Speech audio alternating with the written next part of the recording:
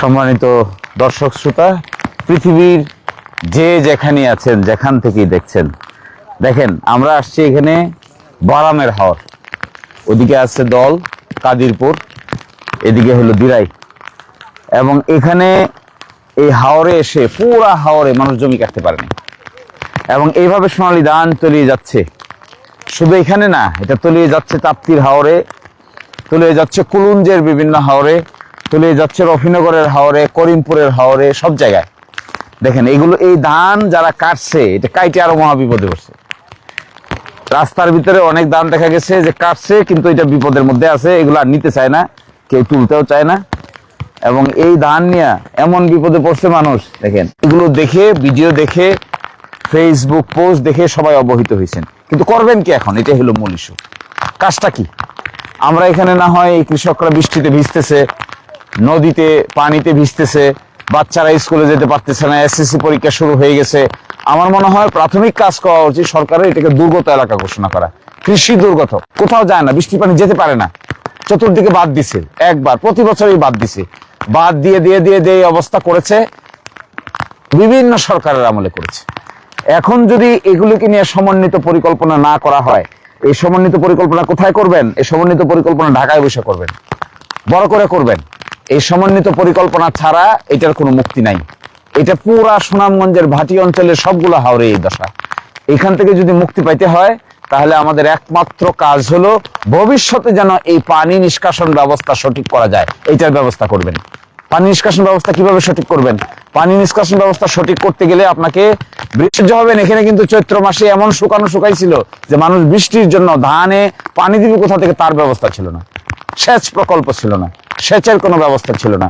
তো চৈত্র মাসে পানি নাই, আর বৈশাখ মাসে এমন পানি আসছে যে একেবারে সব শেষ। তো এই জন্য আমি আপনাদেরকে অনুরোধ করতে চাই, এগুলার একদিনের কোনো সমাধান দরকার নাই। একবার গেছে তো গেছেই, মানুষ কান্নাকাটি করে বসে থাকবে। কি করবে মানুষ? খাবে কি? যাবে কোথায়? কার কাছে যাবে? কার কাছে চাইবে? কিন্তু তাদের জীবন চলে যাবে সাহায্য সহযোগিতা করে। কিন্তু ভবিষ্যৎ, পরের বছর, তারপরের বছর, তারপরের বছর, এগুলো যদি মুক্তি দিতে না পারেন, তাহলে এখানে এসে সরকারের দায়িত্ব পালন হবে না। সরকারের দায়িত্ব পালন করতে গেলে মেগা প্রকল্প লাগবে, মেগা প্রকল্প। এইভাবে 2, 4, 10 কোটি 20 কোটি টাকার বিষয় নয়। মেগা প্রকল্প প্রয়োজন হলে 500, 1000 কোটি টাকার প্রকল্প লাগবে। খনন করবেন, পানি থাকার ব্যবস্থা করবেন, পানি যেটা আসবে এটা নিষ্কাশনের ব্যবস্থা করবেন, বাস শেষ। যথেষ্ট সুইচ গেজ করবেন, একটা হাওর থেকে আরেকটা হাওরকে আলাদা করবেন। এবং আমি যেগুলো বলছি এগুলো আমার ইনস্ট্যান্ট বুদ্ধির কথা, কিন্তু ইঞ্জিনিয়ার ডাকলে পৃথিবীর বিভিন্ন দেশে এই সমস্ত হাওর আছে, ধান চাষ প্রকল্প আছে, এগুলো তাদেরকে ডেকে বসে যদি প্রকৃত সমাধান করতে পারেন, তবেই আমি মনে করব কৃষকদের জন্য কিছু করা হয়েছে। আর যদি তা করতে না পারি, তাহলে বছরের পর বছর এগুলা ঘটবে, আর আমরা শুধু দেখব, আমাদের কৃষকরা কানবে।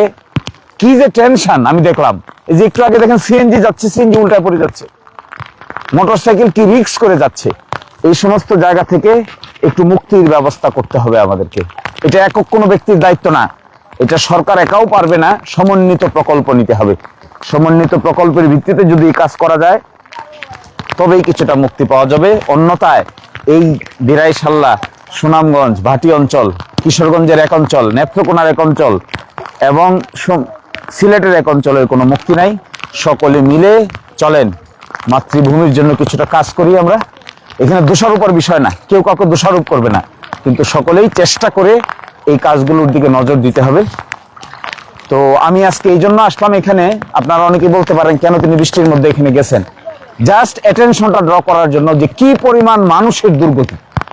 দুর্গতি কোনো দলের, কোনো মতের মানুষের না, হাজার হাজার হিন্দু, মুসলমান, বৌদ্ধ, সবাই এই বিপদের মধ্যে আছে।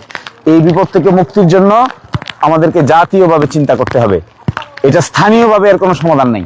স্থানীয়ভাবে কারো বাবার ক্ষমতা নাই যে এখানে মানুষের বাড়িতে খাবার পৌঁছে দিবে। আর খাবার দিলে কয়জনকে খাবার দিবে? কয়জনকে দেওয়া সম্ভব? কিন্তু জাতীয়ভাবে যদি এই কর্মকাণ্ড হাতে নিতে পারেন, তবেই একটা মুক্তির সম্ভাবনা আছে। তো আজকে আপনাদেরকে অনেক বিরক্ত করলাম। ভালো থাকবেন সবাই। আশা করি ভবিষ্যতে আবার দেখা হবে। আল্লাহ হাফেজ, আসসালামু আলাইকুম।